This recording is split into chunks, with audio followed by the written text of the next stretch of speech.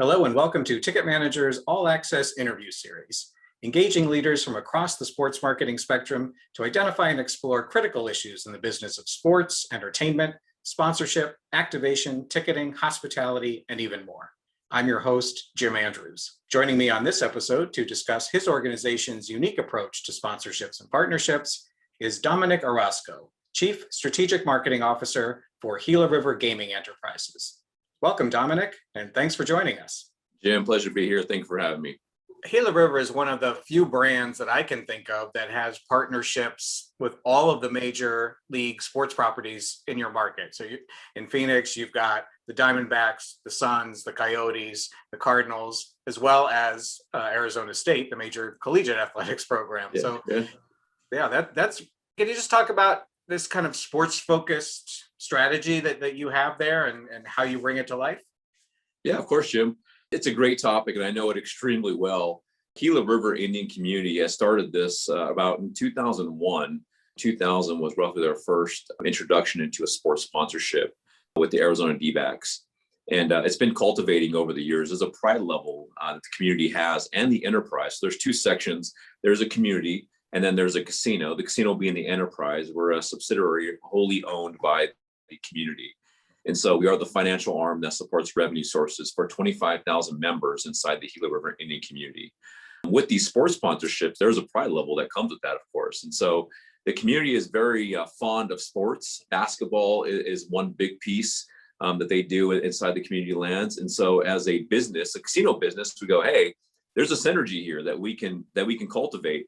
And gamblers and sports fans are one and the same, I would tell you. There's definitely a connection between the two. And we go, hey, we think we can keep our marketing arm and a marketing pillar around these sports teams and really make that big. And that's what we've done.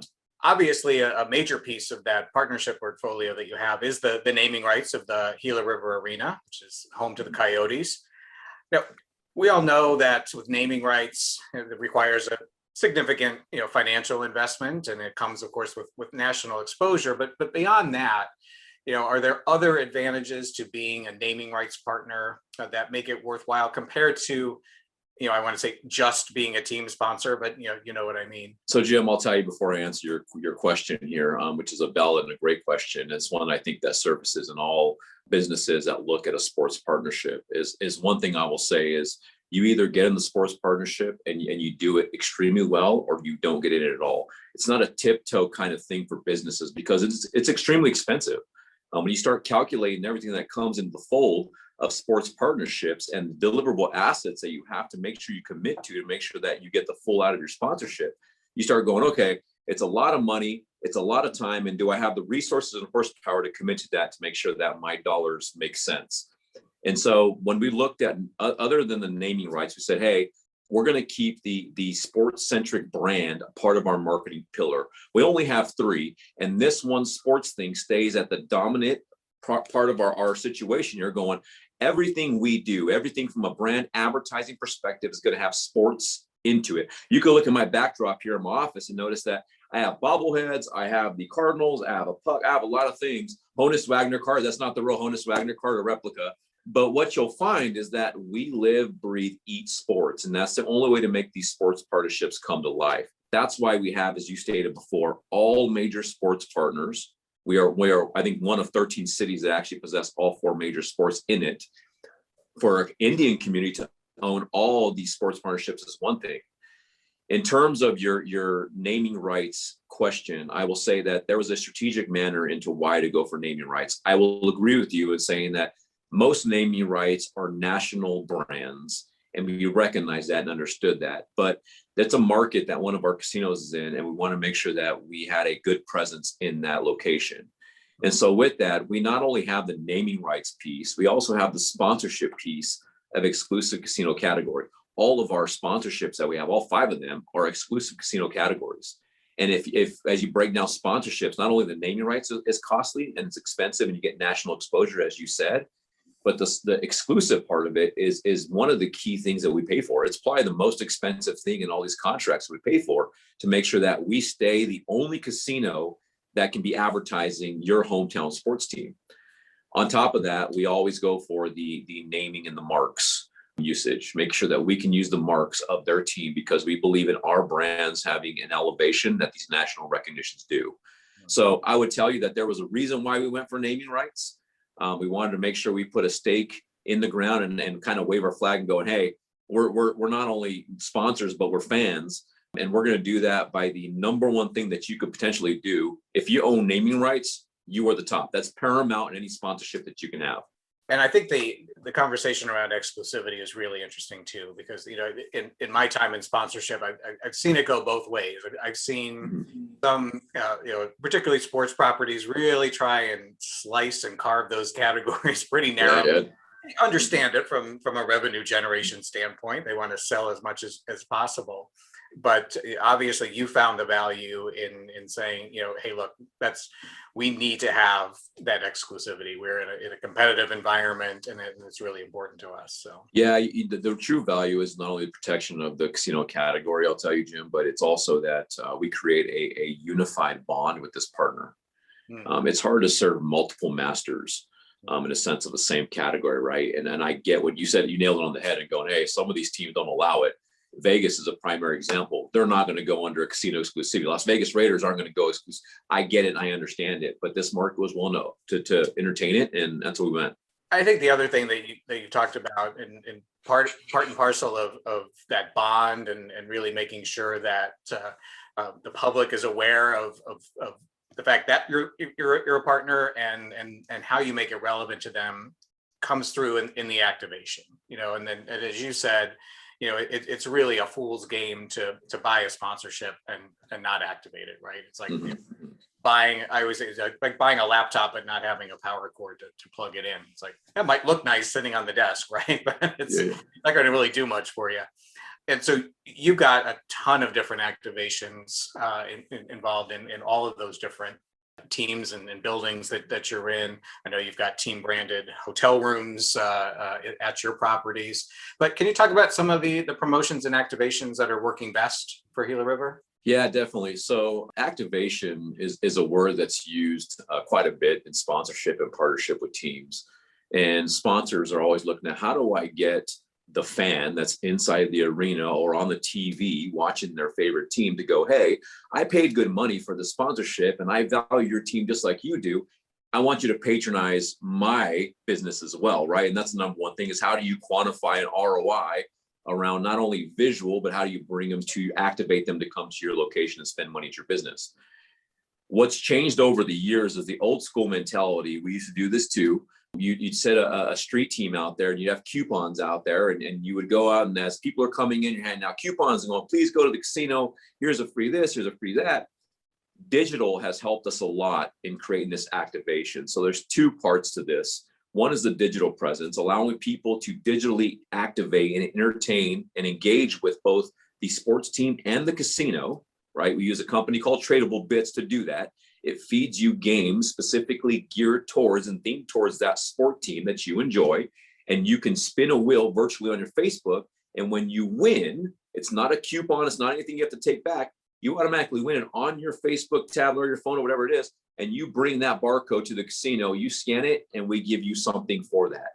And so you actually, in a seamless way, get to engage with a game that's themed towards your favorite team. When you win, you're winning a gift that's themed towards your favorite team. And you make a small trip to the casino and you show it very easily to our Players Club booth, they get the gift that's of their team. So it's all uniformed across the board. That's one area that we've been doing very well. The other thing is we're using their brand and their marks and their elements back on property.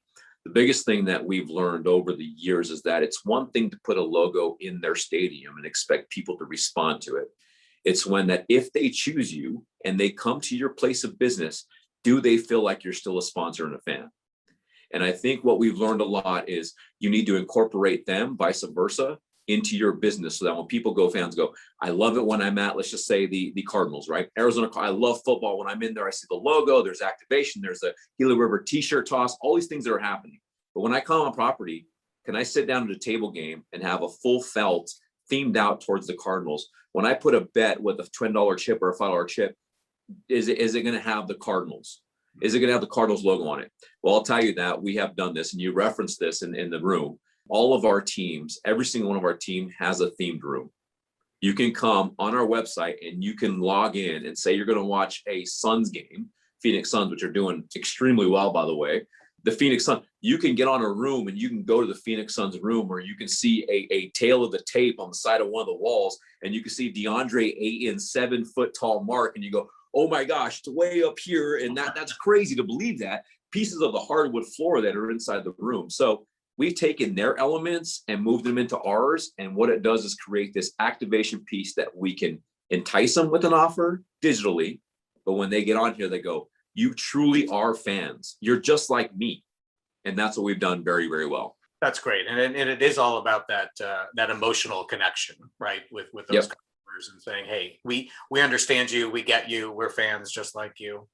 And it's nice to know you must have some nice high ceilings in your rooms to do that. Good point. Good point. Marketing advantage there, right? Yeah. The other thing about some of your partnerships, a lot of your partnerships, these are long-term relationships. I mean, some are now going back over a decade. So, that's great. And it goes to that establishing, hey, we're serious about this, and doing all the things you've just been talking about. But it also can get difficult in terms of how do you keep it fresh, right? People are used to coming in, like you said, and playing with the chips and seeing the felts and seeing the activation you might be doing in the arenas and the stadiums. But they don't necessarily just want the same thing over and over, especially if you're going on 10 years. So how do you keep it fresh, and what role do the partners play in how helping you kind of continually elevate those experiences? That's a fantastic question. It's something that we worry about. And like you said, long-term relationship goals, going, how do you keep it energized and keep our consumers engaged? We have a business mentality here that we are not competition with other casinos. We are in the same industry. Although we do promotions, things like that to try to intrigue and gain market share, totally respect that and get that. But we are of a mindset to go, can we make friends with our industry partners, right? And go, what's best practices that can be used? And during the COVID pandemic recently, we partnered up with one of the casinos that were here, and we had constant conversation back and forth going, what's the best way to do this? Well, our sports teams are pretty similar and such. They're all in the same industry and they share best practices as well. And so what you'll see is it's not only the community here in the Valley that share, and we had the kickoff for the Suns. Every single sports team, aside from the Suns, was there.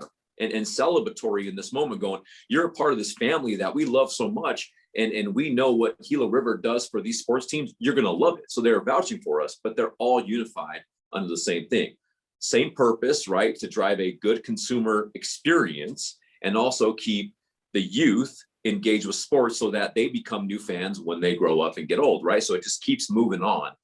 So in the term of the Valley, they share best practice. You'll see new things come on, and teams will come to us and go, hey, we just saw this happen. I'll use a prime example of the Arizona Coyotes. We just met with the CEO, Javier Gutierrez, yesterday, a matter of fact. And he was asking us in an open dialogue going, how do we help you, not only from the community standpoint, but how do we help you on the marketing side? What's your brand philosophy? Does it unify with our brand philosophy? And those conversations happen. They did a tribal hat, a Coyotes tribal hat with on the rim had this tribal design to it. Huge popularity behind this thing. I mean, people wear it. It has our logo, the Coyotes logo. When you came in, the first 10,000 fans received it, right? They see that. So does Diamondbacks. They see the same option, right? They go through it, and Diamondbacks do the same exact thing. And it's extremely popular again. They take it one step further, and they do other things that are unified that they see are working. The other part of it is because they have a tap into the professional sports realm. When we did the felts and chips and rooms for the Arizona Cardinals, it had been the first in the NFL for any partner to activate at that level, okay? So Steve Ryan, the VP for the Arizona Cardinals, said, hey, NFL is asking me to go down to do kind of a report on this and go, what are you doing? How are you activating your partnership? Because they want to share. How do they go to their other partners and go, this is what's happening, right? So we did a presentation on how that looks and how we did chips and felts and everything we incorporated into the NFL coaches committee and marketing team. And so we were super excited about that because we go, man, something we did, they get to talk about on the NFL level. We didn't know if we'd ever get there. And they all take those practices back and forth. So I would say, to answer your question, have a very open mind. it's everybody goes, oh, they're copying what we're doing. It's fine. It's fine. If the consumer loves it, trust me, it's okay. And so we take best practices from everybody. You mentioned, earlier on just that linkage between gamblers and sports fans, and of course now in the U.S. we've seen just the rise of legalized sports betting over the last few years, and I know it hasn't come yet to Arizona, but just the emergence of the partnerships between now the sports books and the daily fantasy operators starting to do things with all the different leagues and teams. Do you think that will have an impact on how you plan what you're going to be doing in the future? Most definitely, Jim. We started this as a marketing, advertising kind of connection at the beginning of the sponsorships. Then it cultivated into a synergy between our players, as you stated before. How do we bring the elements onto our property and start co-branding everything, which we've done? And then it's moved into this realm of now, should sports betting get approved? How do we position our sports kind of centric brand so that if people were going to sports bet or choose sports bet, they choose us? There's no other person or no other business inside a sports betting that would know it better than I would say we would, because we've been sports for over 20 years. It's in our DNA. We know it very well. And trust me, we're not going to tiptoe into it. We're going to go, hey, this is something great. We know the area, we know the space. We're going to talk about it from the mountaintops.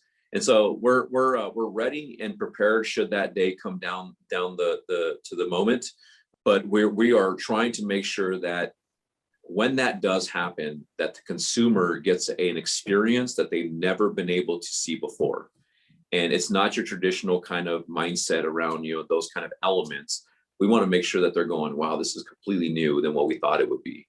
And the incorporation of sports is extremely involved.